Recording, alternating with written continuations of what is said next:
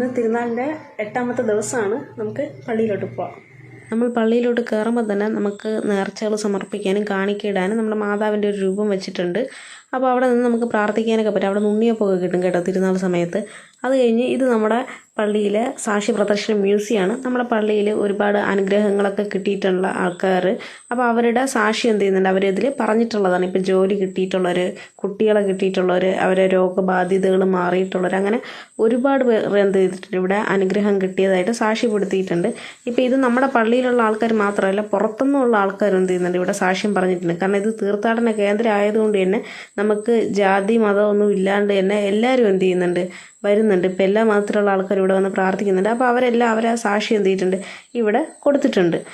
ഇന്ന് നമ്മുടെ Bible കൺവെൻഷൻ്റെ last day കൂടിയാണ്. ഇന്നത്തോടെ കൺവെൻഷൻ എന്ത് ചെയ്യുന്നുണ്ട്, തീരുന്നുണ്ട്. അപ്പോൾ ഇത്രയാണ് ഇന്നത്തെ വീഡിയോയിലുള്ളത്. Okay, by.